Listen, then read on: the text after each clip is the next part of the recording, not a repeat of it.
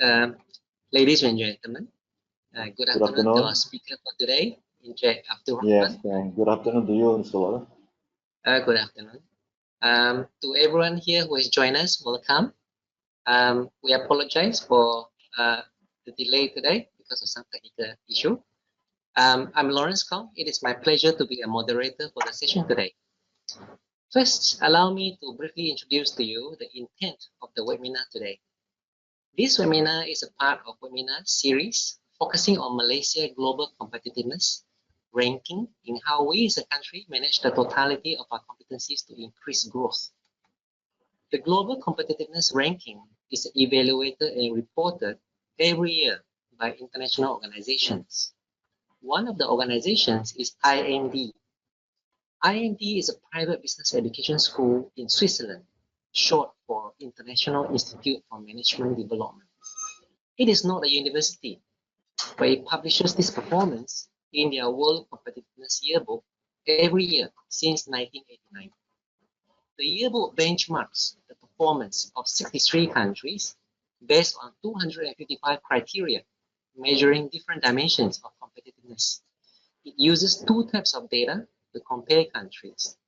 Two-thirds of the data is hard statistical data, which IMD collected from international or national sources, and one-third of it is from survey data.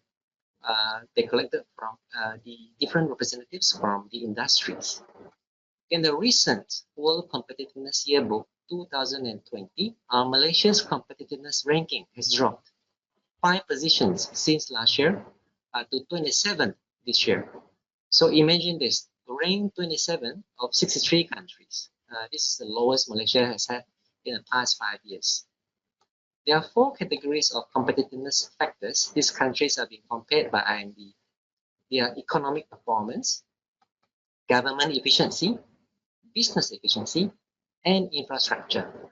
Now, today we are honored to have Abd Rahman sharing this topic with us on labor force.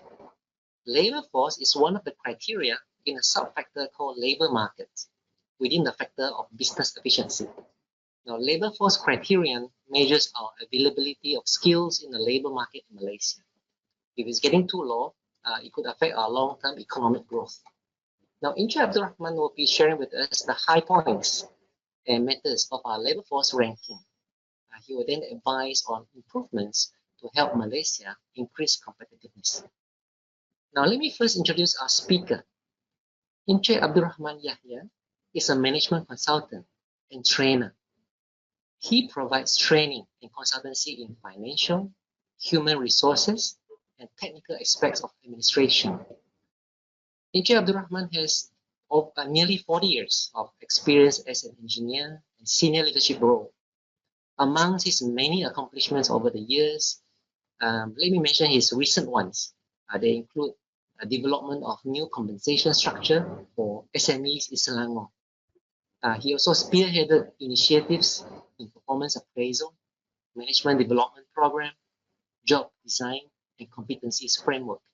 Now, before this, Abd Rahman has had an unwavering career and experience in multifunctional companies in electronics manufacturing industry. He started from the ground as an engineer before moving vertically up to various management roles. These were during his employment in Sanyo Electric, Sony Electronics, Sony Mechatronic Products, the Kiko Group, Solectron Technology, and Kobe Precision Technology. He was the general manager, respectively, in Cable Vision Technologies and LD Technologies. Abd Rahman is currently the technical and operational director of AOL Ventures, a training provider and management consultant. His key focus areas in the company are new business development, new system, and methodology implementation. Also quality assurance and customer satisfaction. With that, let me hand over the audio to Abd Rahman Yahya. Over to you, Rahman. Okay, so thank you very much, Mr. Lawrence, for the very detailed introductions. And then, first of all, I would like to say good afternoon to all participants that's during the webinar today. And then I would like to share what Mr. Lawrence has already introduced. That is more on our improving Malaysia IMD competitive ranking for government on the labor force percentage. Okay, so the main objective, I have three objectives here. First point is to highlight Malaysia's current ranking for business efficiency, WCY 2020, and IMD especially criteria on the labor force percentage. Second thing, to analyze the reasons or drivers that have determined the current position or ranking. Then third point is to recommend initiatives that can help Malaysia to improve on its current ranking on this indicator and consequently its overall competitive ranking internationally. Okay, first of all, let us understand what is a labor force participation rate. The definition is a labor force participation rate is defined as a section of working population in the age group of 16 to 64 years old in the economy currently employed or seeking employment. People who are still undergoing studies, housewife, and person above the age of 64 are not reckoned in the labor force. The description is the labor force participation rate is the measure to evaluate working age population in an economy. The participation that refers to the total number of people or individuals who are currently employed in the search of a job. People who are not looking for a job, such as full-time student, housemaker, individuals above the age of 64, etc., will not be part of the data sheet. This is an important metric when the economy is not growing or is in the phase of recession. It is that time when people look at the unemployment rate, government data. At the time of recession, it generally seems that the labor force participation rate goes down. This is because at the same recession, the economic activity is very low, which results in fewer jobs across the country. Okay, when there are fewer jobs, people are discouraged to focus on employment, which eventually leads to lower participation rate. The participation rate is also important in understanding the unemployment rate in the economy. Analyzing consistently the unemployment rate in the economy is very, very important. People who are not interested in working or getting some sort of employment are not included in the participation rate. But to understand the employment data better, participation rate is considered carefully. An aging population may have a negative impact on any economy. This is when the labor participation rate comes into the picture. If the rate is on the higher side, it's a good sign, but it is on the lower side, it can be act as a warning sign for any economy. For that reason, participation rate as well as employment data should be looked into simultaneously to understand the overall employment status in the economy. Okay, again, what is the labor participation rate? The labor participation rate is the measure of an economy active workforce, meaning who is still working. The formula for the number is the sum of all workers who are employed or actively seeking employment is also considered and divided by the total non-institutionalized civilian working age population. The labor force participation rate in May 2020 stood at 68.1%, registering a decline of 0.1% month to month. Our outflow into outside labor force continue to increase. Okay, key takeaway, the labor force participation rate indicates the percentage of all the people of working age who are employed or actively seeking work used in conjunction with the unemployment numbers. It offers some perspective into the state of economy, and also a global labor force participation has shown steady decline since 1990.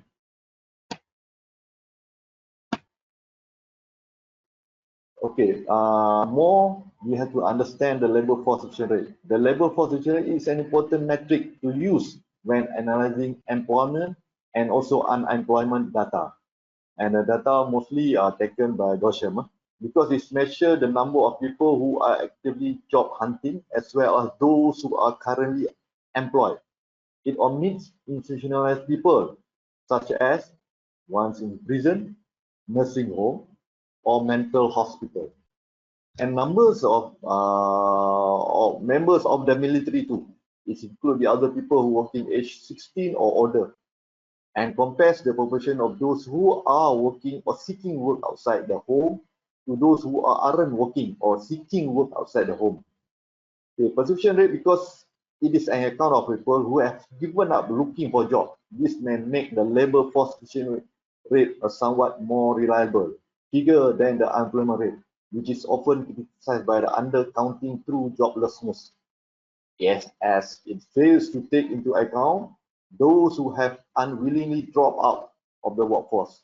Some argue that the labor force participation rate unemployment data should be considered together to better understand an economy real employment status.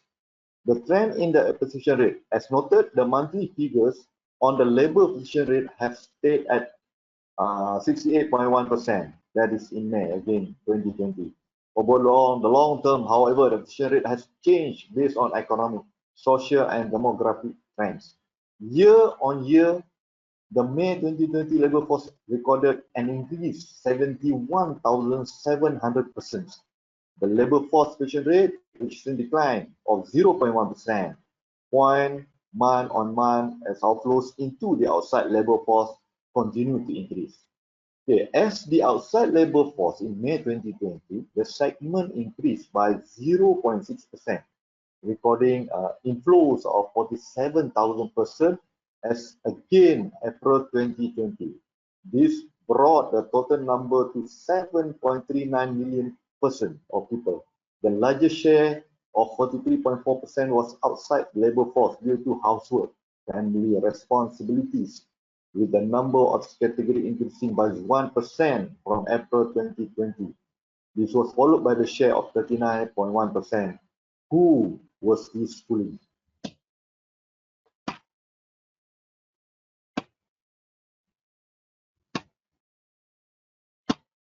Oh, sorry. Okay. First, let us see what is the population in Malaysia. It is expected to reach 33.1 million by the end of 2020. This is according to the Trading Economy Global macro models and analyst expectation. Then the current population of Malaysia right now is 32,459,229. That is as of Saturday, September 5th. But I don't get the October figure. I mean, quite close. Based on the Worldometer elaboration of the latest United Nations data. Okay, Malaysia 2020 population is estimated at 32,365,999 people at mid-year according to United Nations data. Malaysia population is equivalent to 0.42% of the total world population. And Malaysia ranks under 45 in the list of our countries and dependency by population. The population density of Malaysia is at 99 per kilometer square. That is 255 people per meter square. The total land area is around 328,550 kilometers square, where it's equivalent to 129,854 square miles. 78.4% of population is urban. There is 21,361,960 people in the year 2020. The median age in Malaysia is at 30.3 years. Okay, in long term, the Malaysian population is projected to trend around 33.45 million in 2021 and increase to 33.8 million in 2022, according to our econometric models. In 2019, the unemployment rate in Malaysia was at approximately 3.32%. Okay, so then next, actually, as of now, how many people are in the world as of 2020?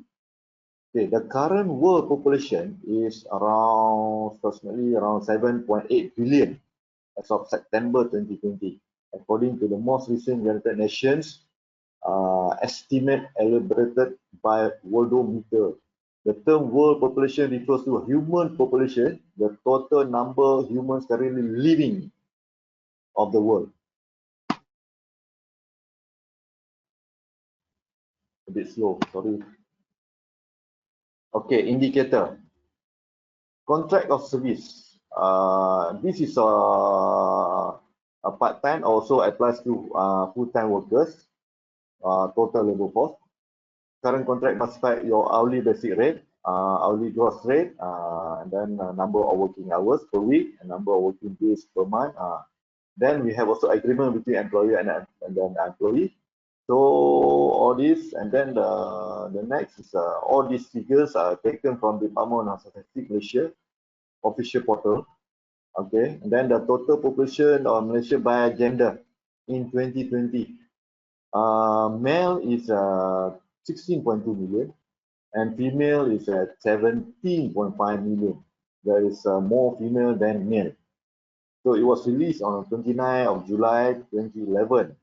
Then I don't have the latest figure, but revealed in the total population of Malaysia was 28.3 million compared to 23.3 million in 2000. This gives an average annual population growth at 2% for the period of 2000 to 2010, for the period of 10 years. Okay, what is the International Labour Organization's view on this? Key indicators of labour market database. Weighted average relevant to gender indicator. More and more women are working part-time. And one of the concern is the part-time work does not provide the stability that full-time work does. So women are not going in the labour force, they prefer to work part-time rather than full-time. Then mostly full-time will be male. Okay, Malaysia employment in industry, by industry, model ILO, Industrial Labour Organizations, estimate percentage total employment 1991 to 2017 yearly, and also World Bank. ILO estimate of total employment data was reported at 27.437% in 2017. The record decreased from the previous number, that is 27.487 in 2016. Malaysia employment industry, total yearly, averaging 30.126%, and then with the 27 observations. The data attached all time high at 53.67% in 1997, and the record low as 27.014% in 2009. The data is categorized under the global database and also table by World Bank. Employment and unemployment.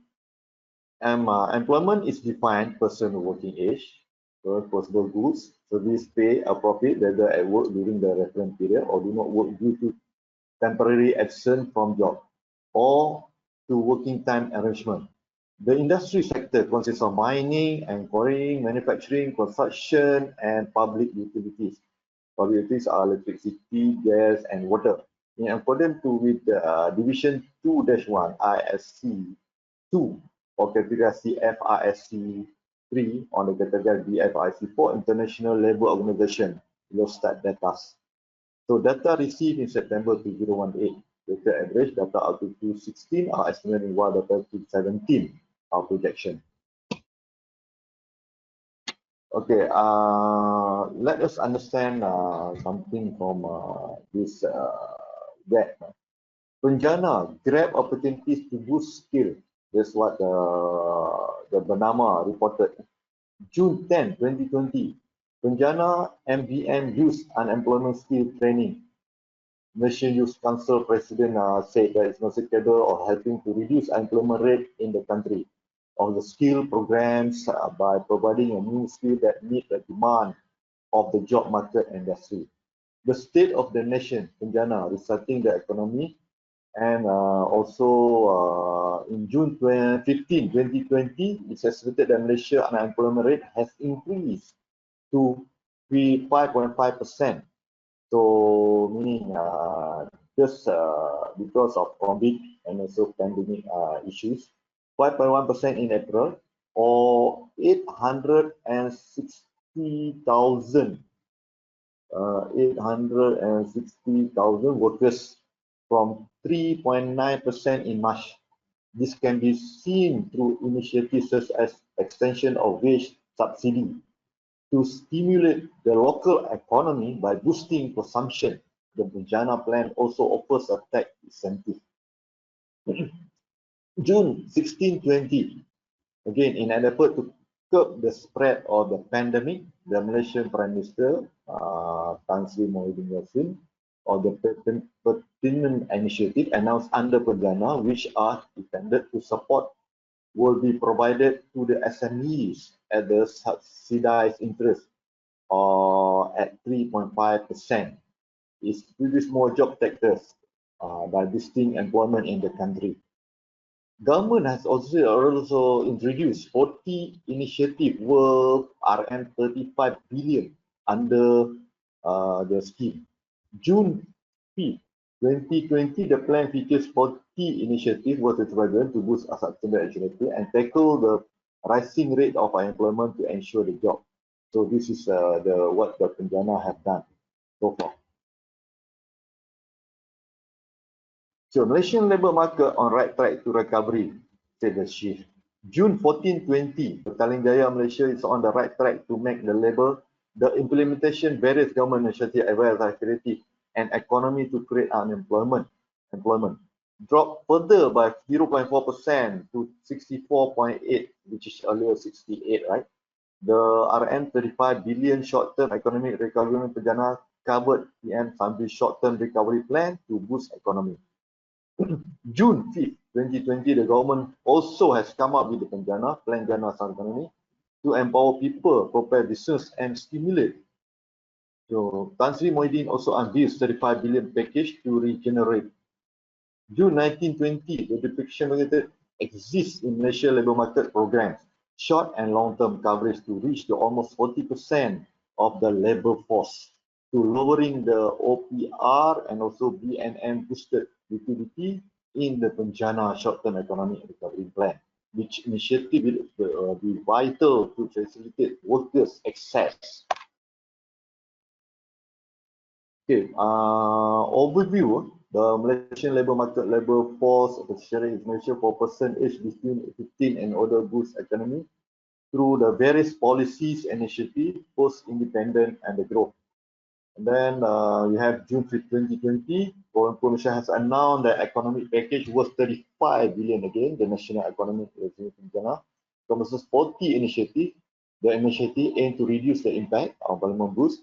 Unemployment rate stood at 3.9%, or around 610,000 workers. So Malaysian Perdana package, key features. So what are they? June 17, 2020, Malaysia issues its latest stimulus package on June 9, 2020, valued at 25 billion for the small, medium-sized businesses, for more SMEs and job protection initiative. 100% investment tax or allowance for 3 years for existing company to stimulate the domestic property market and also the government agencies. Okay, here let us see what are the 4 factors that affect the labor market. So at the microeconomic level, supply and demand are influenced by domestic and international market dynamics, as well as factors such as immigration, the age of the population, and education level. Relevant measures include unemployment, productivity, participation rate, total income, and gross domestic product (GDP). April 2020, reported by April 2020. So that is the 4 factors that affect the labor market. Okay, next, what can increase the number of labor force? Other option is to increase labor force participation rate. So first, repeal the Affordable Care Act, then expand access to paid family leave, reduce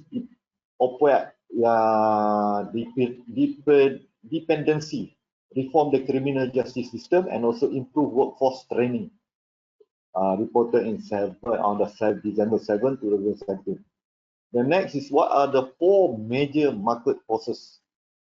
There are 4 major factors that cause both long-term trends and also short-term fluctuation.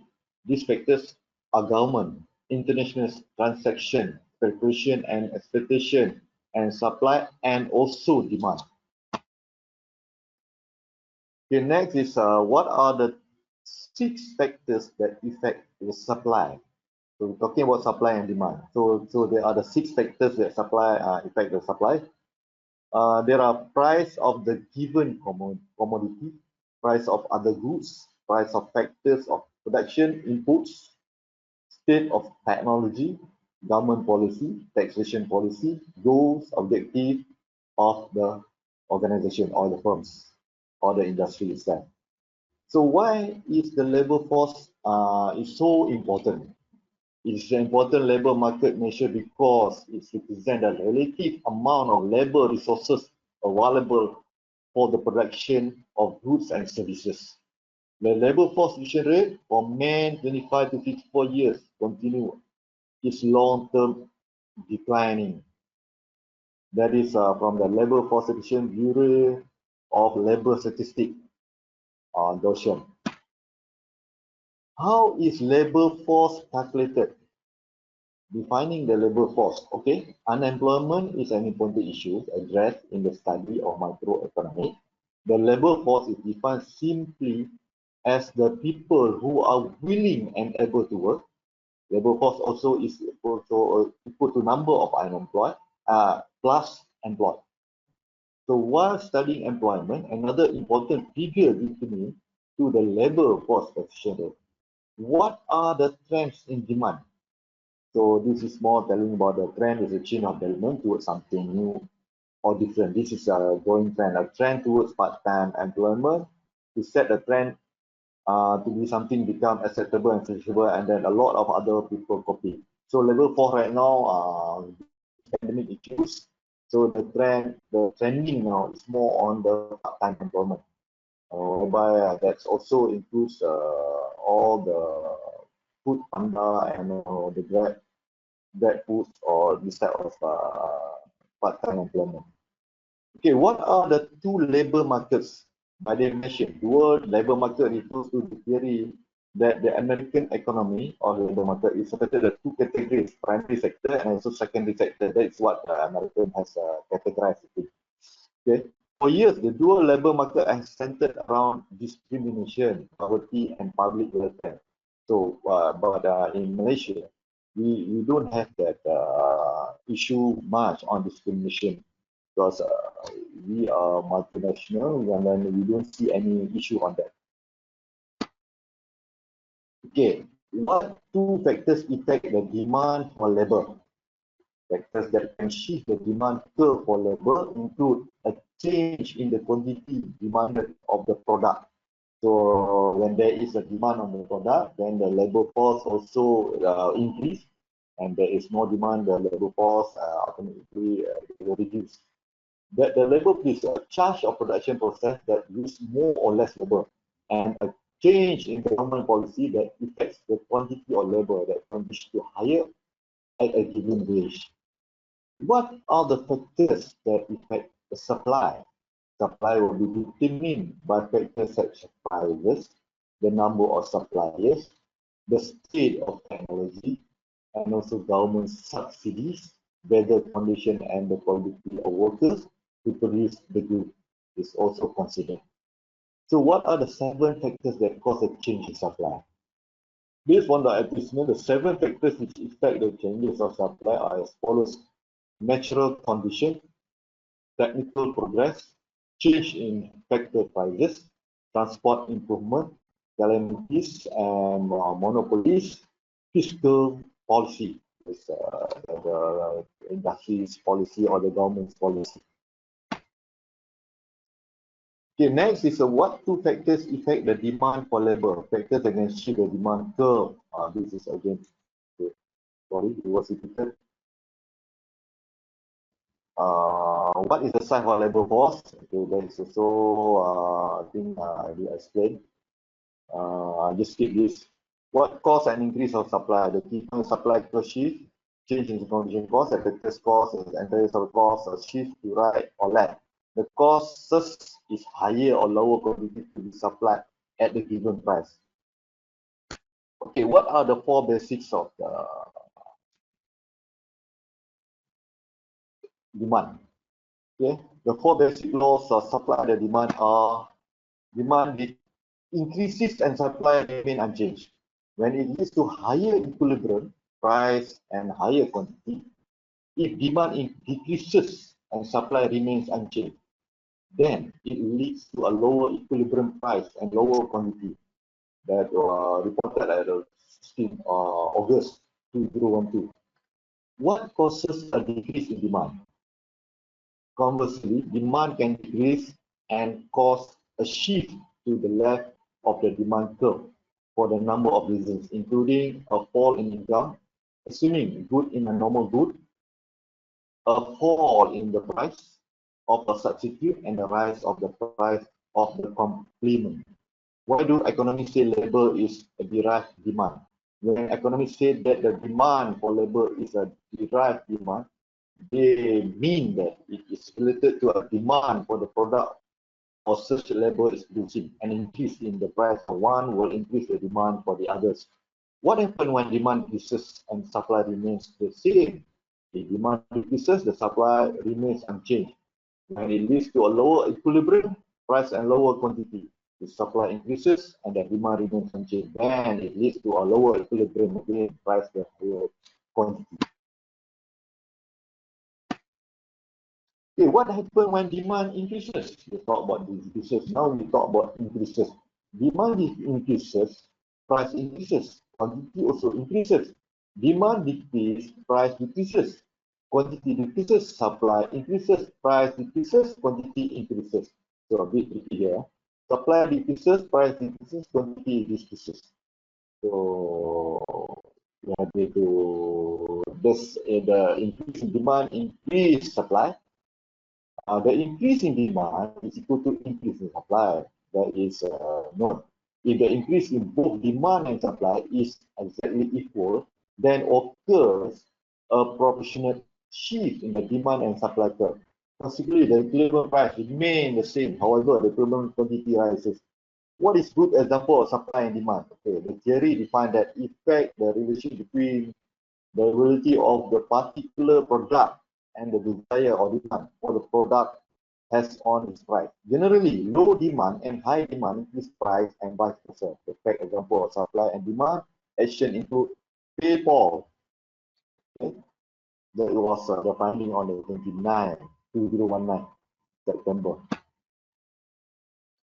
Okay, what is supply and demand is in simple terms. Supply and demand in economic relation between the quantity of commodity that producer wish to sell at various prices and quantity that consumer wish to buy. The price of commodity determines the ratio of supply and demand in the market. What is the increase and decrease in demand? Increased demand refers to a rise in demand due to the change in the other factors, price remaining constant. Decrease in demand refers to fall in demand due to changes in other factors, price remaining constant.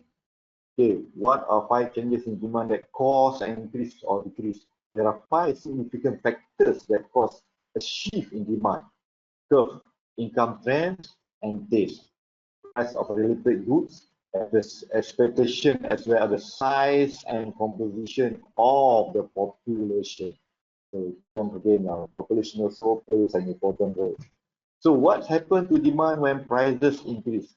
If the prices goes up, the quantity demanded goes down, but demand itself stays the same. If the prices decreases, quantity demanded increases. This is the law of demand. Okay, let us look into. Hello, can I pause? So, You can pause anytime, Abd Rahman. Okay, so I would like to pause now. So just Oh yeah, sure. yeah, No problem. Let's take a breather. I think for the audience who are listening, yeah, you can perhaps send in any thoughts or comments or questions to either of yeah. us. We're open for question. There was a very coverage of the statistics that you have presented in Rahman. So it looks Is like it too detailed? Is it too detailed? I like it. Well, I'm the person who like numbers. I hope the audience also like it. I think I suppose some when sounds. you are born an engineer, you always talk numbers. I think that is something that we cannot run away. So So because some is there a people don't statistic? like lengthy. No, I think numbers don't lie sometimes. I'm just wondering, is there a statistics on female and male? You mentioned about the breakdown in the workforce we have. So it means that we have more male working than part-time and full-time compared to female, even though the portion of the population is higher for female. Am I right to assume that? Yeah, true. It's Oh, more okay, male. okay. It's more female than female. So I suppose there is the data after this. I mean, on the other slide, I think on coming slide. Oh, it's coming. Okay, okay. Yeah, All right. Okay. more detail on So that. also I look at your slide. You have one line that says criminal justice system we need to reform. That's interesting. Does it mean that we have people who are able to work, but they cannot work Yes. because they are locked up somewhere? Yes, that's what some practice in the prison. For instance, I Okay. will take example, especially when I was while I was in Penang. So Penang prison at that time. So there is a sub-con work given to Penang prison for Is that statistic the captured as well? People who are working in the prison. yeah. They as long as they are working under getting wages, so they consider Mm. as the employment. Oh, so in that case, Unless the reform part, what do you mean by that? Can you tell us more about the justice system? How do we have more people working, perhaps even though they are locked up? I mean the people in the prison or I Yeah, mean I'm trying to understand the part on the reform, the criminal justice reform. Um, I think we're trying to increase the number of people who can work and contribute to labor yeah. force. So So, actually for Malaysia in mm, Malaysia, we're talking about Malaysia, the once you are uh, a criminal, I mean, judgment is made. So mm, because you are no longer allowed to work, but if you are in the prison, certain prison, but also based on the how much offense you have committed, mm, so they are not going to give, I mean, these criminals employment in even in the prison. Because in the oh, prison they are very choosy. They just okay pick only with the less type of offense that you have committed. I see. Even So though and then physically they are able, yes, even though physically, mentally they are able to work, but because of the type of offense they have, they yes, are blocked from. Okay, I get yes, it. yes, yes. That is the reason why the some prison, because they don't. I'm not sure why, because they Mm, are not going to take the risk or so whatever reasons. Because once you are dealing with all the sharp tools. Sometimes when you work, you need to use a knife or something, right? oh yes, the tools can be used So for other purposes like weapons. yes, so even the warder. because possibly in the for instance, if the number of people working is like 30 or 40 people, but they cannot put every like 30 warders there, right? No. So Super there's like they are very choosy. I mean they just pick only on certain like with less offense. I mean not serious one. I see. But that And also, also, like what I say, criminal. That also, mm, not all prisons practice this. I see. Okay. Why I say Penang? Penang was the only one because Penang at the time we have industrial area, right? And then they have problem of getting workforce at that time. I see. So they There's sub another out. line that you mentioned on Mm. disability, I think, the disability insurance or disability something. Um, are you also pointing to the fact that we have people who have passed the age of employment, but they cannot work because of disability? Yes, yes. Is the statistics high for Malaysia? No, I mean because after 64, because the working Hmm. age only 16 to 64, right? Yes. So after 64, not many figure was captured because I don't get that in the Goshen's report Hmm. also. I see. I So see. Okay. so what I got it is only at the age 16 to 64. Yes, because I don't think Goshen capture after 65, 64. So that's why Mm-hmm. we like to have some recommendation later that Mm. the working age to be increased so that many agencies or department can Mm. also have that responsibility, and then we can have that figures, and Okay. also to boost up our what we call labor force participation rate. I see.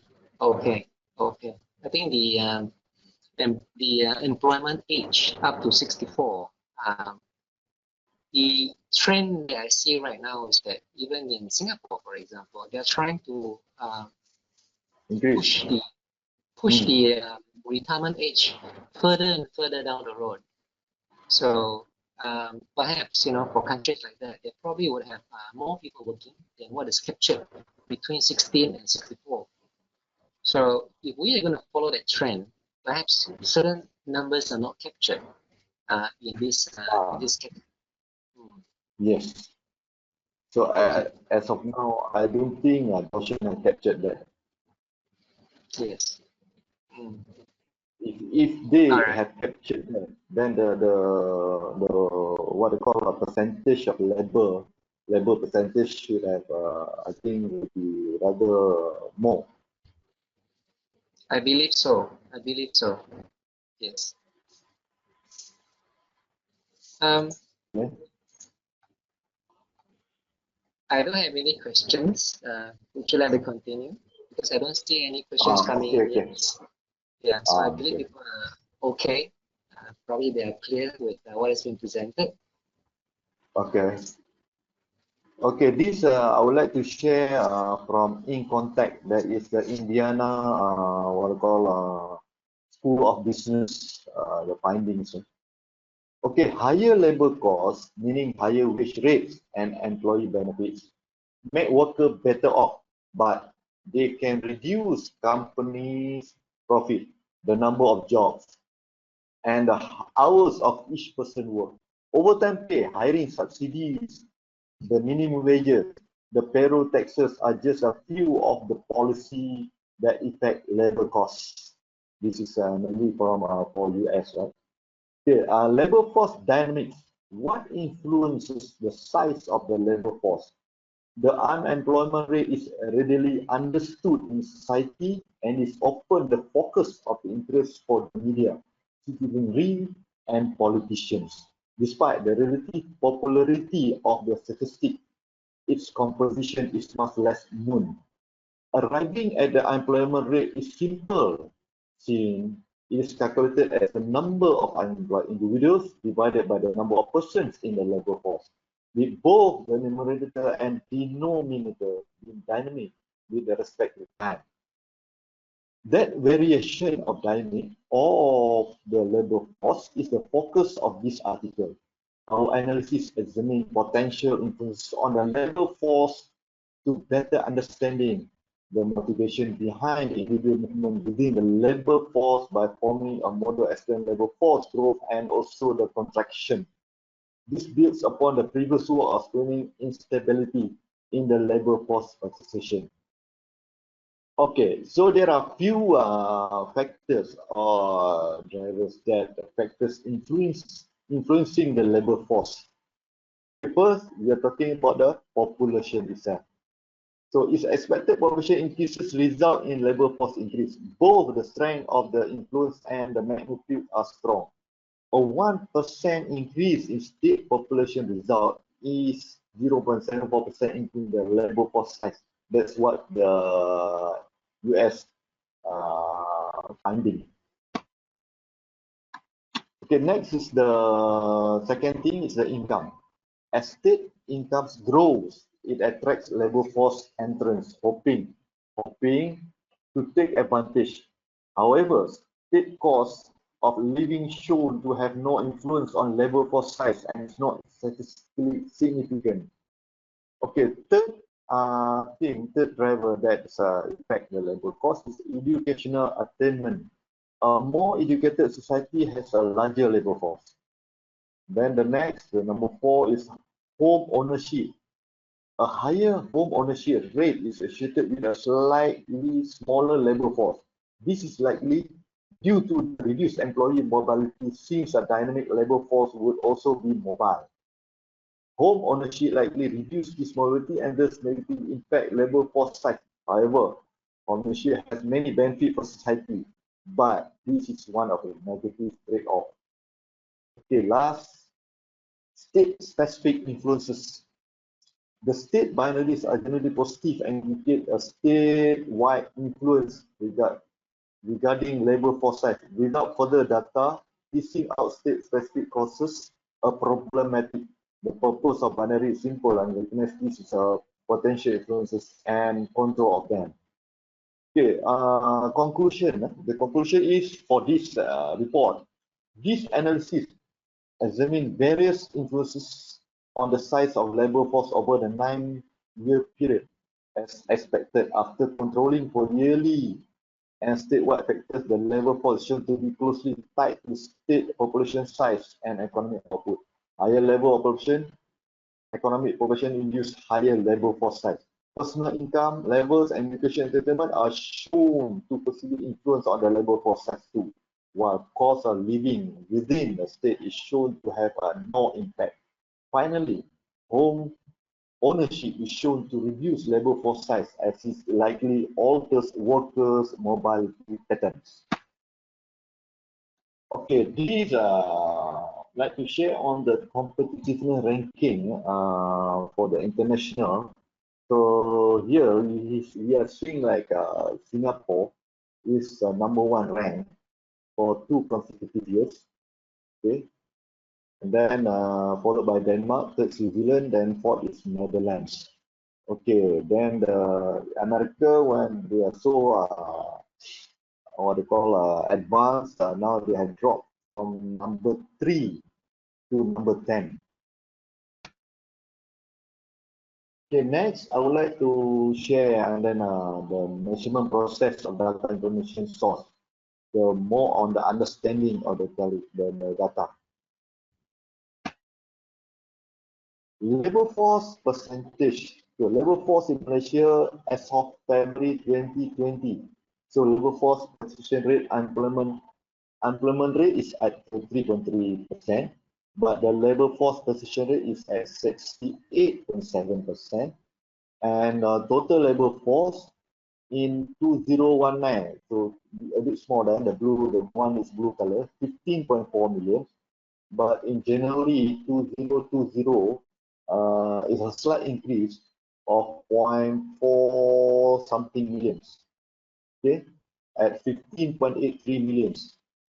And then 15.87 million, February 87, 2020, not so clear.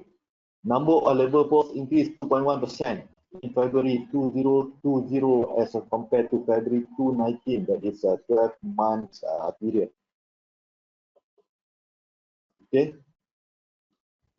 you can see here all this labor force, unemployment rate. Next, I would like to go to labor force, okay, working age population, 15 to 64 years old. So there is a labor force, that is a number, 15.84 million. Then unemployed in March 2020, 15.32 million. Unemployed in March is around 610,000.5, 610.5. Okay, outside labor force, there is one that's not in the labor force. Employment rate is at 3.9%, like I mentioned, for March 2020, compared to March 2019 at 3.4%. So employment increased for the period of 12 months. And then March 2020 for labor force participation rate is only at 68.6%. But in March 2019, 68.5% shows only 0.1% increase. So still we have to do a lot of things in order to increase the numbers and the percentage. Okay, I would like to also share and understand that IMD World Competency Book 2020, that's what the figures are taken from. Okay. Okay, business efficiency ranked consistently below number 35 from 2011 to 2020. That's from the WTI 2020 and also IMD report. So as you can see here, 2019, we are labor market is at it's around it's around number six, and then we have dropped to number number 20, around 23. Okay, labor force percentage. So top on the list is still UAE with 79.17%, whereby for Malaysia we are at number 38, 39, 40, 42, 40, around 44. And it's only at 17%. That is for Malaysia. We are ranked at the number 107, 43, 40, 26, 45, 44. Okay, here there's a more figure or graph to show that our rank is lowest in 2015. That is at 41. And at 2020, it's more worse. We are at 44. So we are going down by 8 figures. And then the worst is 2012. That is at 49. 2015, we are 41, like what I mentioned there. And then, as you can see here, at 2020, we are at 44, like what I mentioned earlier. So we are at ranking at number 44 for this labor force. So this is more on the figures, measure labor, employed person and employed person. Okay, I think I will skip this because already mentioned earlier. And then this the chart showing the trend of the labor force attrition rate from July 2019 to June 2020. So you can see there 68.1% April, May, June. And then we are April at 68.1. So and then we have dropped in May at 68%. So we are hovering at 0.1%. Okay, this is the unemployed person in Malaysia reduced to 772,200 person in June 2020 from 826,100 in May 2020. Okay, and then there is a participation month during COVID-19 pandemic issues. Okay. This is more on the Malaysia unemployment rate for 2008 to May 2020. You can see here, so the figures is 2008 is 58.5, that is showing the unemployment rate at 3.3%. And then in May 2020, so the unemployment person has increased to 826.00 thousand. So 5.3%. That's the highest, mainly because of the COVID-19 also. All these figures are taken from the Department of Statistics. Labor force, 100% outside labor force Malaysia. That is from 1982 to 019 and January to April 2020. So you can see here it's quite showing some trend here. That is April 15.71%. So employed person outside Malaysia. So still, if we have that percentage to be brought in Malaysia, then it will be better for us. Okay, again, this is a 2018 trend chart for labor force participation rate. You can see hovering around 68, between 68 to 69%. Next. Okay, this is the report taken from the EIS, so Employment Insurance System, that is more from SOXO, so Perkeso itself. So you can see here the percentage is around 15.6% in January, and then April is quite high. Actually, it's not 508%. So I think the figure is 508.9% change. I think the figure is something not quite right. Workers has already been severely impacted by the MCO measures.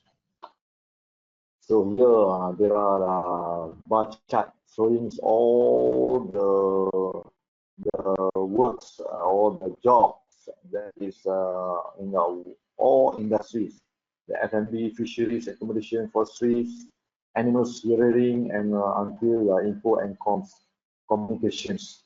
So I don't want to go through detail on this. Okay, next is how to identify key authorities and regulators. The approach identification of key regulators for governance and ownership of criteria rank improvement. Okay, for the key authorities or regulators, there are a few agencies or the bodies. That is, I group all these into one. That is Perkeso, GTM, NIOS, PPK, GTM, MBOT, Mahkamah Perusahaan, and also not forgetting, Talent Corp is also play an important role in this labor force percentage or to encourage people to work. they have also taken the assignment on this, whereby in fact talking about women participation, they have come up with a program on the encouraging women to work, not for men, not for men.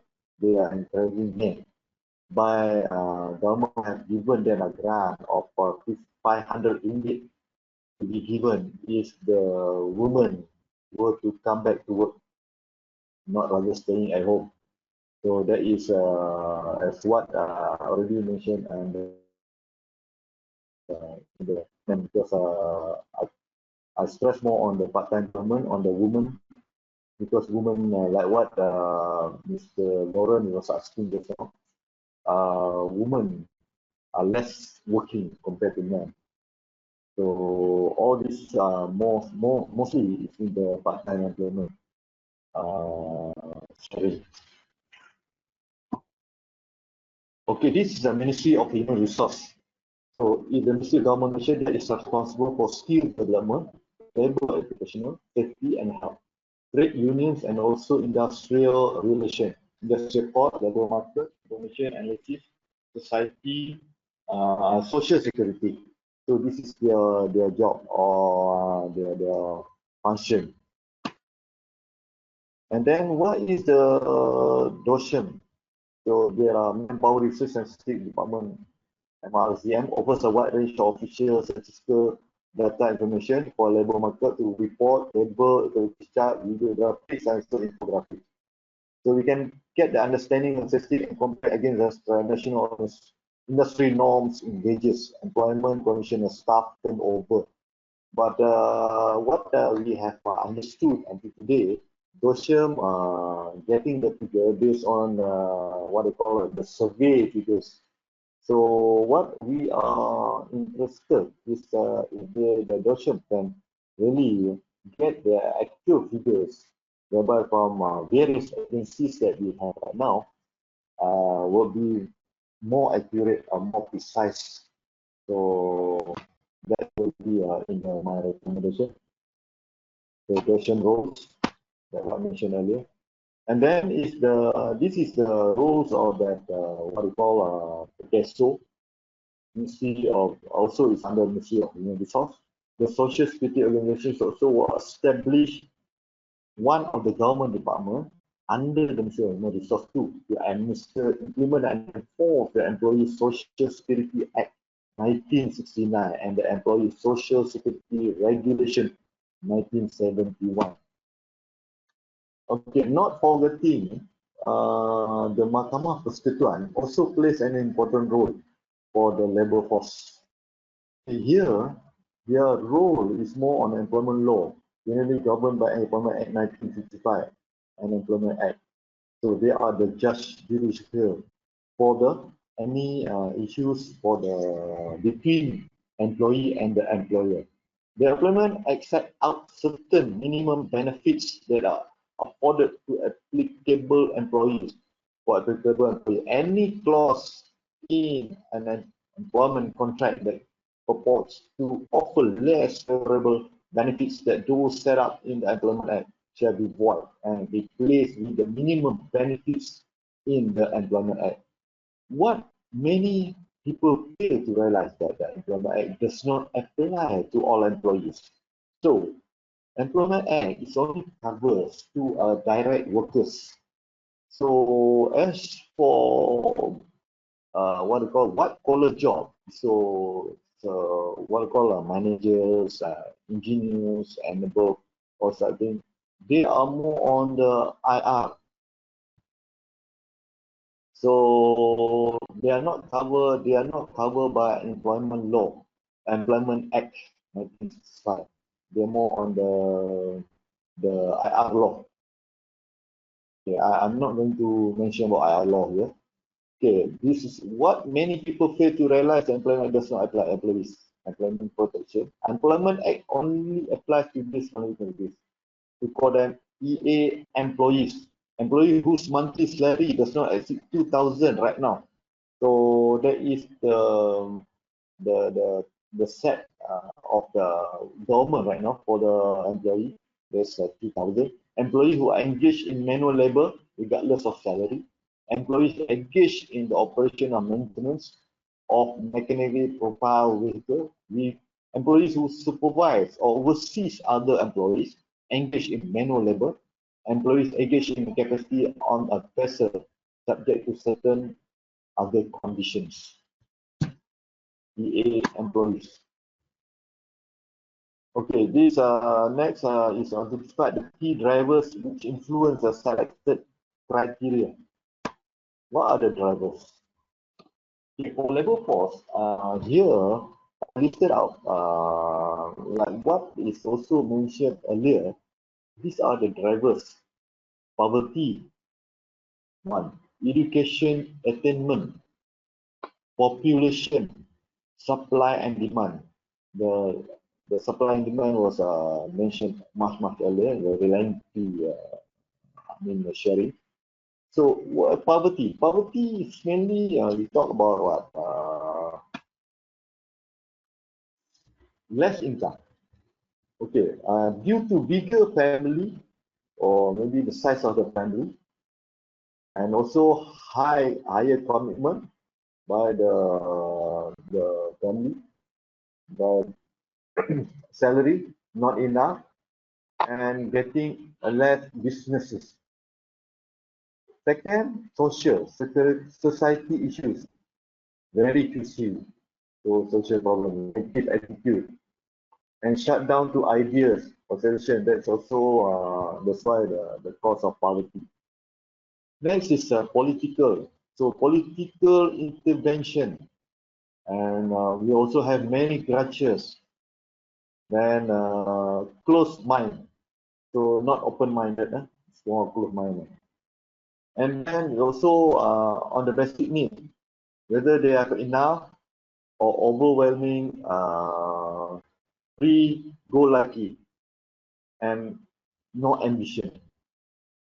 As for the education attainment, so knowledge, so we look into knowledge, level of education, how much education we have, know-how on the job, so how much they know, communication, public relation, willingness in mixing with other people, and for management, so it's more on the how much exposure that the person has.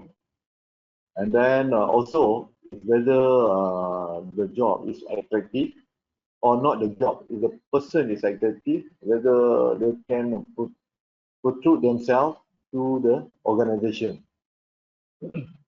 then they will get the work easier, the job. Then experience, number of years working, and then also whether this related to the job or that the field that they are in, whether the job they are in the same the field that they chosen are right for them or not. Next is a population.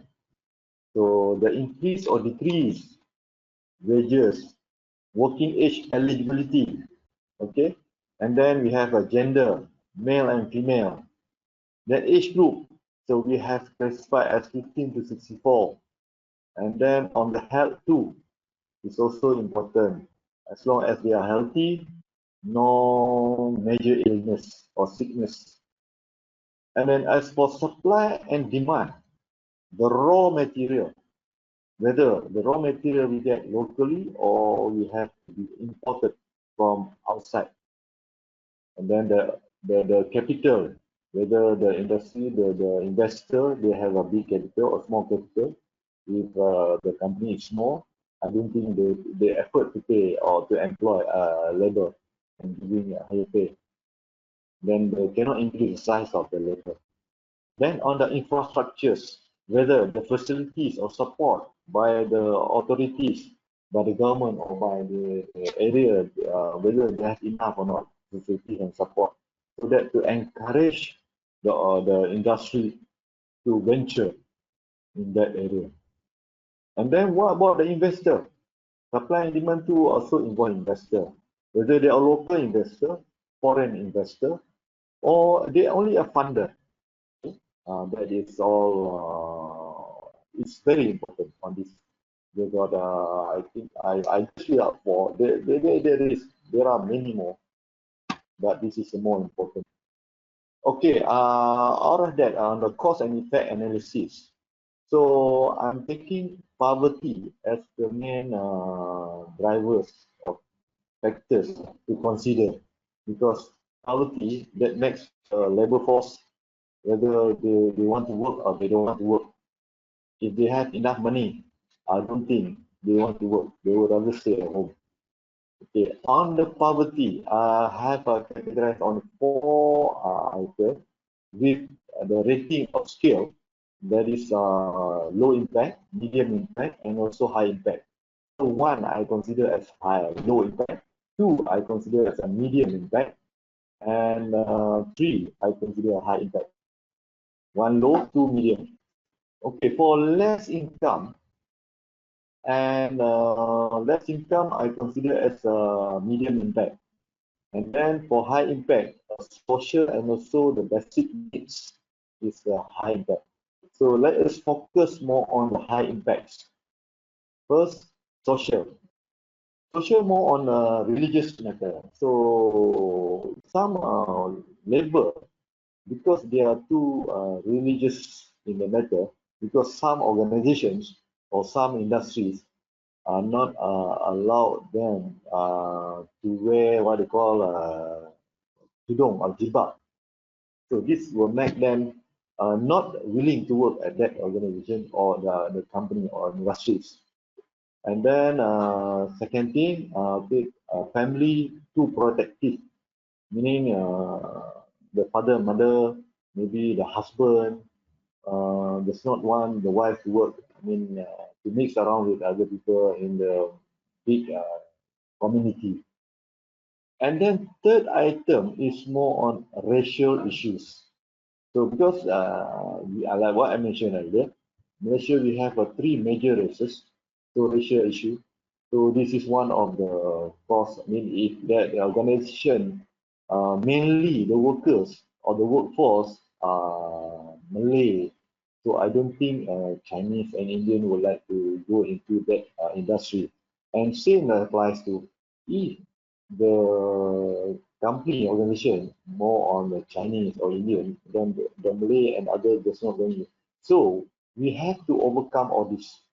This is one of the I just give my this is my opinion, sir. Anything. And then third thing on the number three on the other one, the high impact, the basic needs. What is the basic need? Why people want to work? Because they need food. They need to eat, to survive. So that's why they work. And then also on their self, they need clothing. Then they also need shelter and security. So security meaning if they have money, people will respect them or something, and then they can buy whatever they like or they want. So I say this is a very the most impact that if we focus on this, and then we start to give the focus and the stress on these two factors, social and basic needs. As for political element, this is considered as low impact. Dispute in the authorities that is to be settled among the higher authorities or the ministers or the head of departments.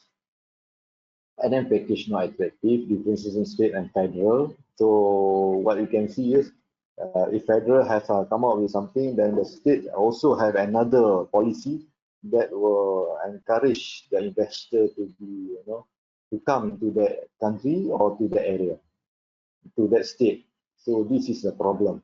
So it's one of the issues. But we in Malaysia, we don't have that much because that's not manageable. That's why I put that as a low impact. Then for less income, people are sick, they're not healthy, they're not feeling well. And then also because they are very selective. So given the job, they will very choosy. That's why they get less income. And then another thing is sometimes they like to work, but the job is not suitable to them. And the employer too does not want to employ them because they don't have that experience or exposure on that particular job that they'll be given. Okay, next. Okay, this what are the authorities and the regulators? Mainly, the authorities, like what was mentioned. So in Malaysia, we have one major one is this Ministry of Human Resources. That's the government is set. So they have what the have come up with the bills or the laws or the thing when they want to start out with something, they have to table out in the parliament. So, and then once it's been agreed upon, then it was channeled to this Ministry of Human Resource for labor force. For other things, they'll go to other departments or other ministries. And then, who are the regulators? Regulators are MRC and ISAF, SOSO, IR, HRDF, and various agencies like what I already mentioned earlier. So they are all these regulators that will call try to expedite or try to what they call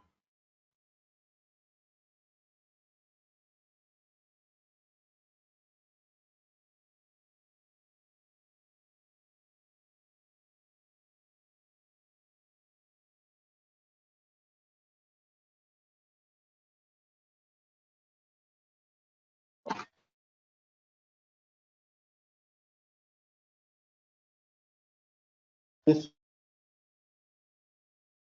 share. The need to protect the group employees needed by Parliament via the Enactment of Employment Amendment Act 1998, which came into effect on 1st of August 1998.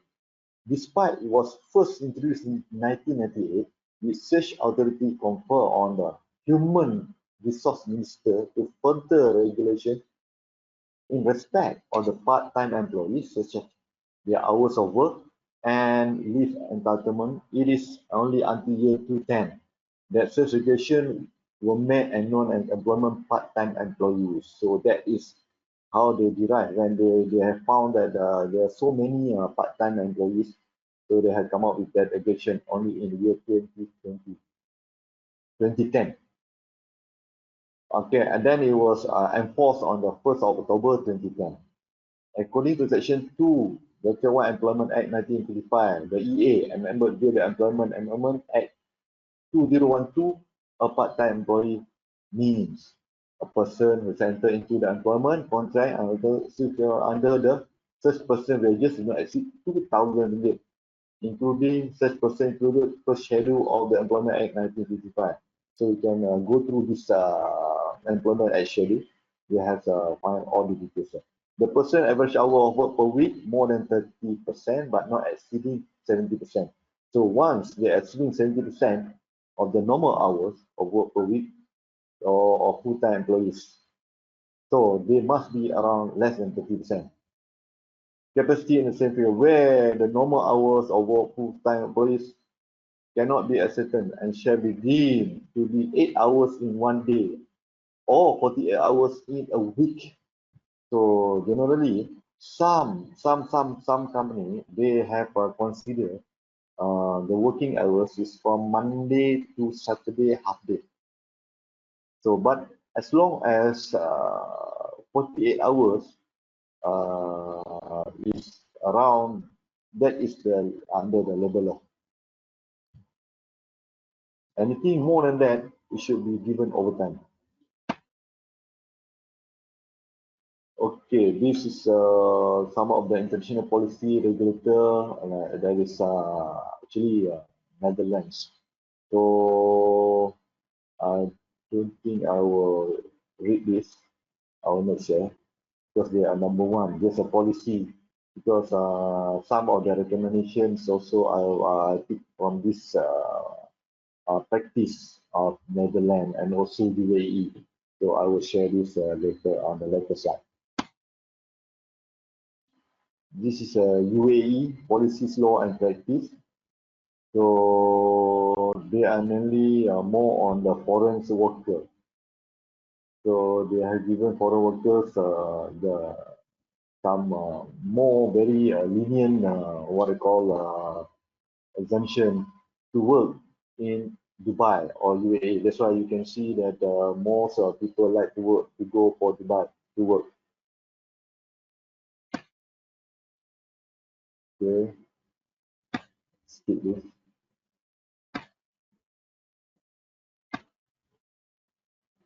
Okay, labor laws, Government Employment Act 1955 Act 265. This is a online version. There is a little text of written as of April 30th. Okay, controlled by MO, Ministry of Human Resource. Okay, before this, before I go to the slide, there is a conclusion and also my recommendation. So, Mr. Lawrence, I would like Yes. to pause here. Maybe we have some Sure. before I go to the conclusion. Oh, okay. Thank you for that. Well, interestingly, I don't see any questions coming in. Maybe the audience are following every slide Too they late, are presenting. or maybe No, it's too late. It's too no, late. it's not. Oh, is it? Is it too late? Oh, I'm not too sure. But there's no question yet. Maybe But for them they are I going see. Oh, off yeah. Maybe I to work can. from home, right? I am. Maybe I can clarify some of the items you have presented. Okay. The interesting to see there are quite a lot of ministries in Malaysia responsible for labor force.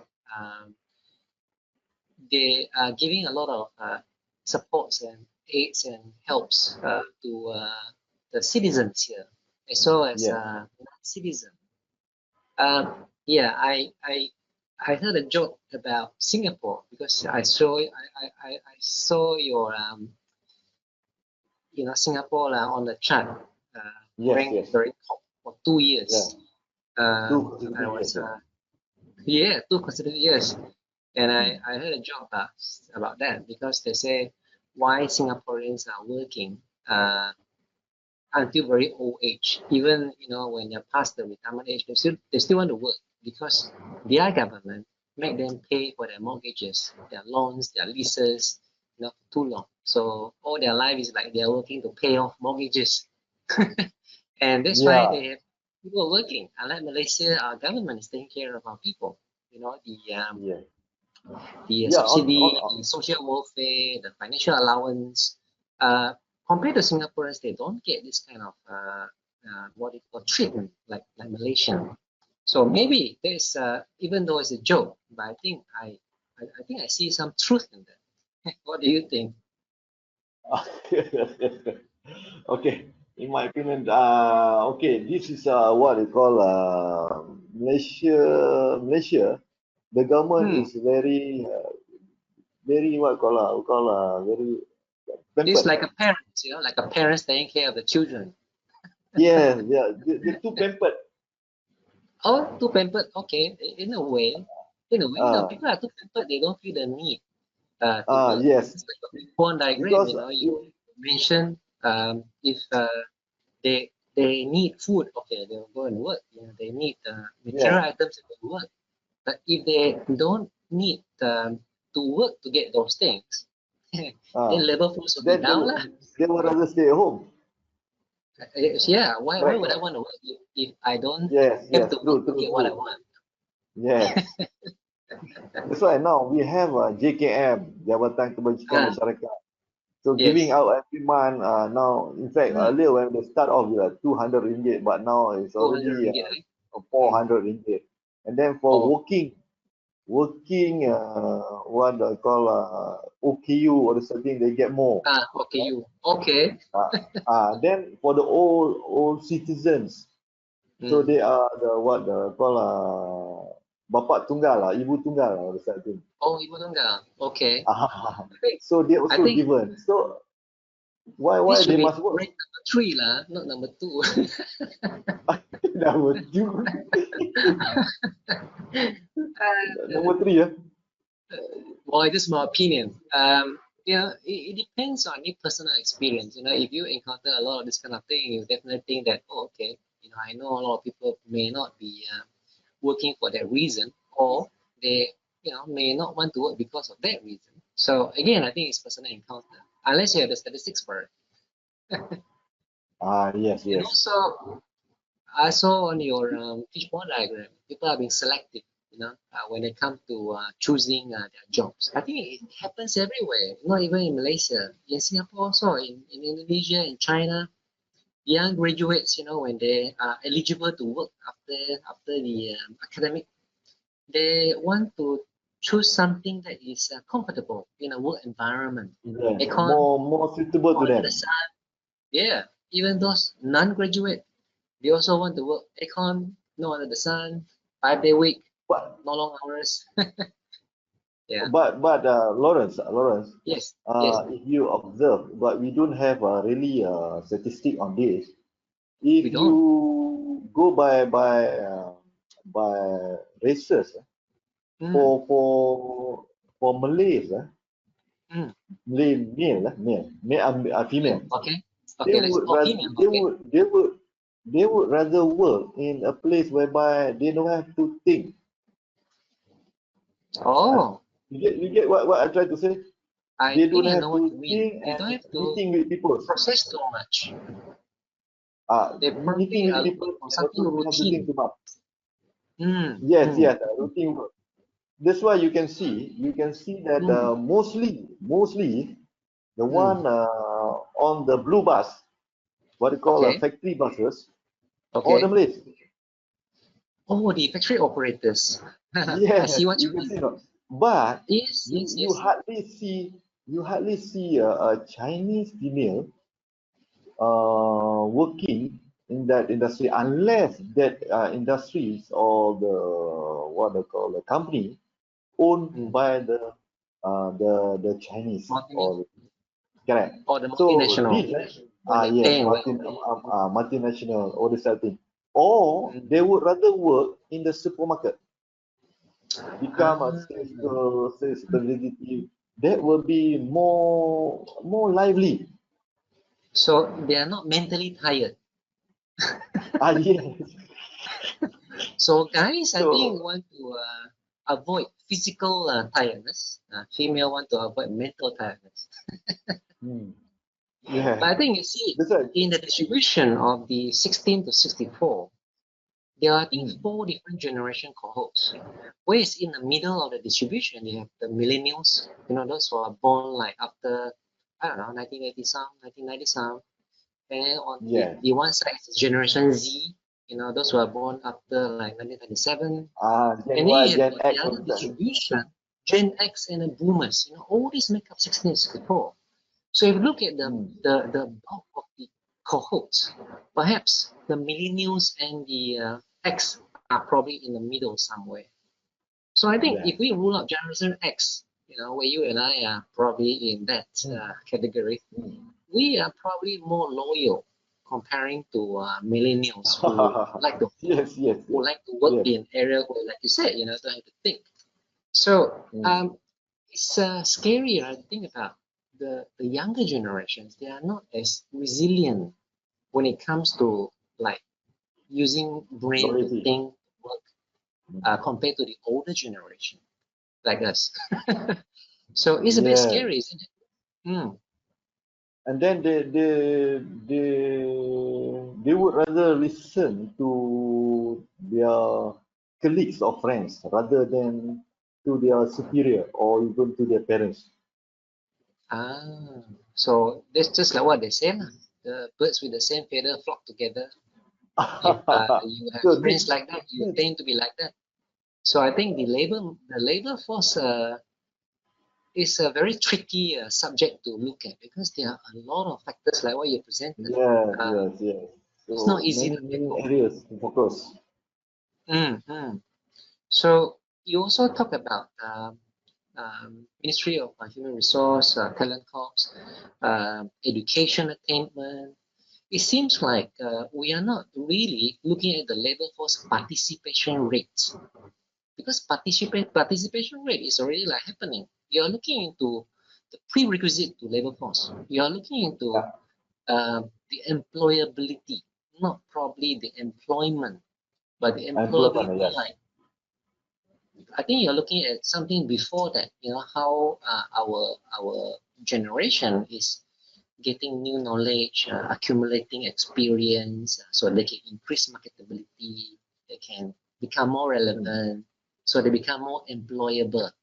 I think you're looking more into that instead of looking into just a statistic of employment, how many is working. But yet, I think you're looking into what goes into people who can work.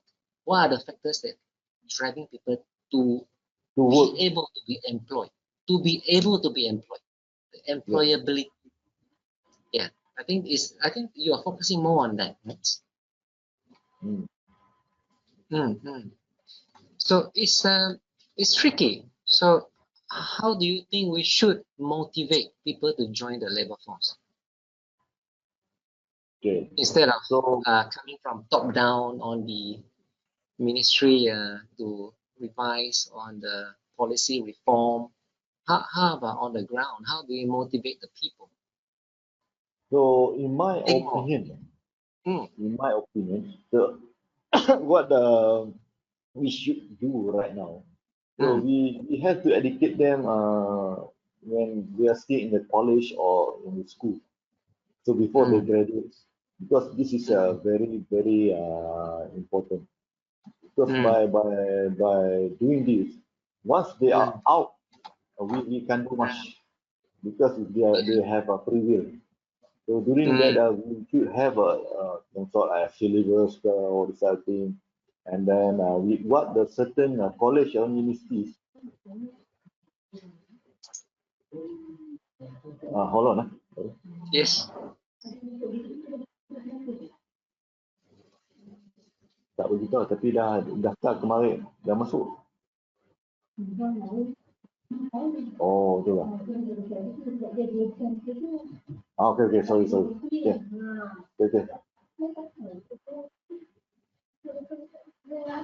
Hold on, Lauren. Go ahead. Okay. Okay. Okay.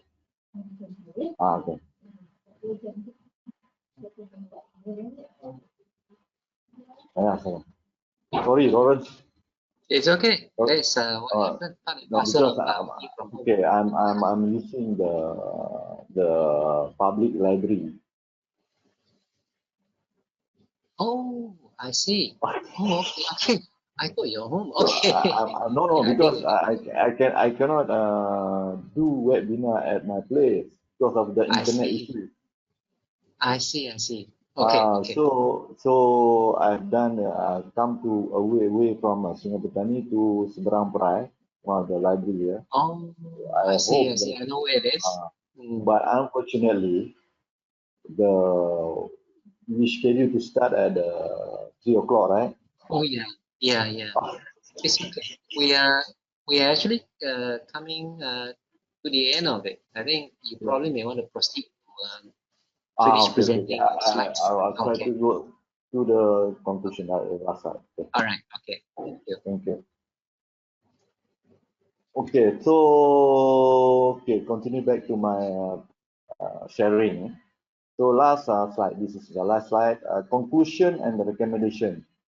So as we all know that we have to increase the earnings from 2,000 to 3,500 a month. That will attract our labor, maybe we get more labor force to be in. So this is in view of the current market situation, with most industries are closing down and winding up. So most people are jobless or something. Then if the earning is only at 2,000 right now, because of these issues. So it would not very attractive. Okay, and then also it's of because of high cost of living, especially in city area compared to the urban. Okay, and then the prices of food prices getting higher even though fuel price low and never drop once it's increased. Okay, and also to compensate on the current COVID-19 pandemic issues. That's why the request for that to increase to 3,500 a month. Okay, the responsibility will be the government, that is MOCR, MOF, income tax, also plays a role, SOCSO, EPF, MIPI, MIDA, SIMIDAT, KPD and KK, and also for the reporting structure will be fashion. Okay, and then minimum number 2, minimum wages, which was gazetted in February 2020 at 1,200 ringgit per month. I suggested that we increase to 1,500 per month and applies across all regions, not limiting to major cities only, and to review every 5 years during 5 years interval. Okay, why? Operating expenditures are extremely high throughout the country, and then also that avoiding migration of people into cities. So if we do this, so they will go back to their hometown and they get the same amount of salary compared to city. So that we can avoid them from coming to congested area. And then also giving equal opportunities to urban workforce to be with their families and societies. So by rising up the same amount of salary, so they will rather stay at their area, their kampung, this society, among the society. Okay, and then also is to sustaining, lowering, and stop the increase of earning as possible. Okay, then the government, MOH, MOF, income tax, also EPF, so all this. Then retirement age, third item, retirement age from existing 60 years old to extend to 70 years old. So, but our participation rate is 16 to 64.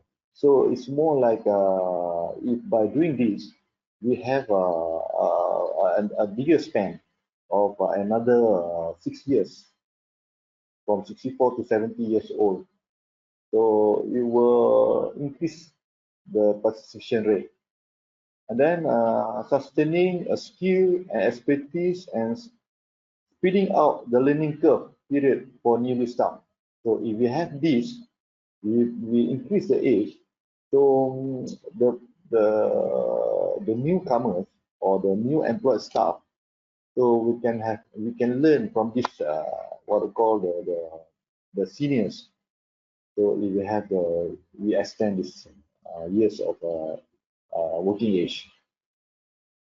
Again, next, number 4. Retirees who are healthy and having expertise in their various fields and skills should be employed and encouraged to become advisor, a mentor, trainer with the organization on contract basis.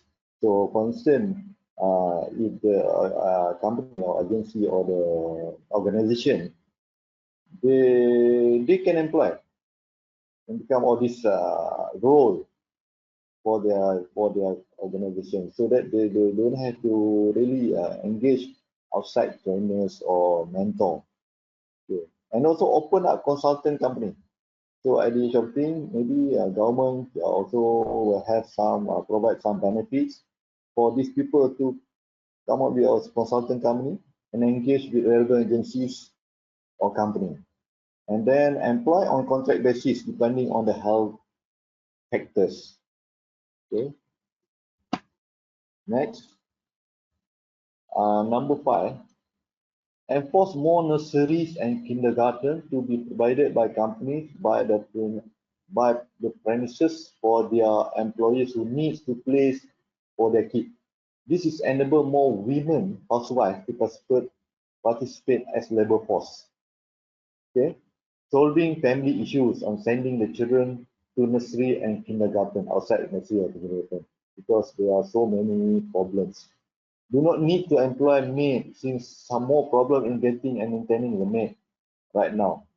Immediate intention when there is a problem, issues with their children, because they are same area, under the same roof.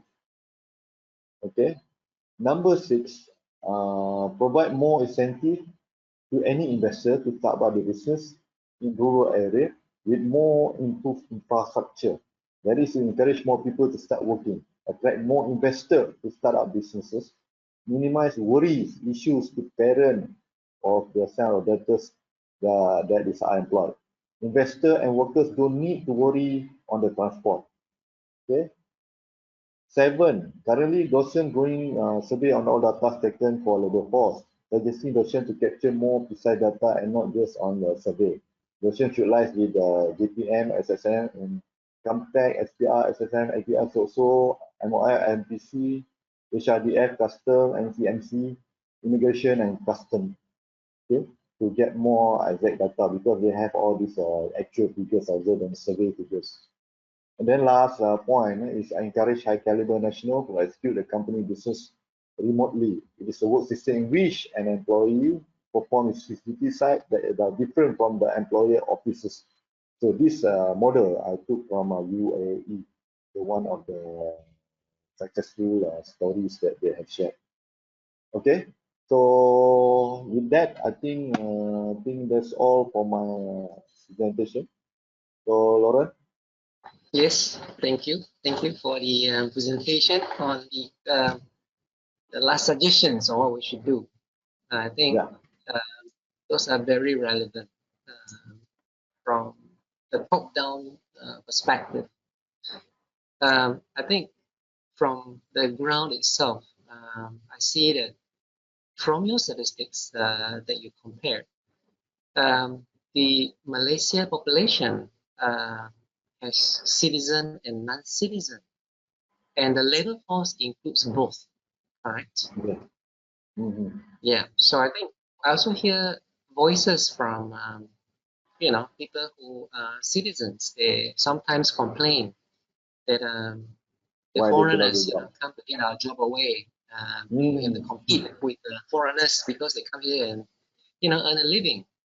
So if the labor force includes citizens and non-citizens, and government is already giving so much help on the social welfare and the allowances and the leeway to join the labor force, I think from the ground, we also should be receptive, to not try to be choosy. Sometimes we're too choosy what we want to work. Yeah. Well, before we go, is there any message or anything you want the audience to take away today before we conclude this? Abd Rahman? Okay. My part, just would like to say that this labor force position rate, we have to really enforce the agencies or deciding on the, and also on our own as a citizen, we have to also encourage whatever for our first our own families, right? So if we have our son or daughters or brother or sisters, so we have to get them involved to stick to working rather than UQC, like what you had mentioned. And then we have to portray to the agencies or government, say that okay, these are the things that we have to look into, like what mentioned earlier, the foreigners, right? Why they can work, why we cannot work, or such things. So what should we do with all this, right? But on the labor force position rate, both also if foreigners and also the local, it will reflect our percentage. You will. Yes.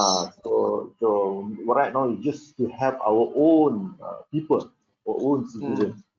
So meaning we have to put more efforts for those who have their own companies or organization, those sort of things. So what are the things that we can help them? For instance, like we have to give them proper coaching or training, in addition of what the salary we have given, those sort of things. So we cannot be too calculative, right? Yeah. Okay, I that's think the thing. thank you for that view. I think during this pandemic time, the demand is probably not as comparable to the supply. We have probably oversupplying right now. So hopefully the pandemic once is over, this demand and supply will become more balanced. Oh yeah, Well, correct. yes.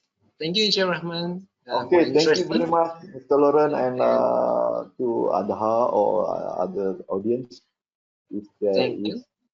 Okay, so thank you very much. So See you once again. again, see Okay. you. Once again, thank you for the thank you to the audience who have stayed with Yeah, us until yeah, this thank you. late. So Yeah, yeah, okay, we come okay. to the end. So we hope to see you again in the next webinar. So in the Okay, meantime, stay safe. Let's conclude this, Abd Rahman. See you yeah. again. Okay, thank you. Thank you very Bye-bye. much. Okay, bye-bye. Bye. Bye.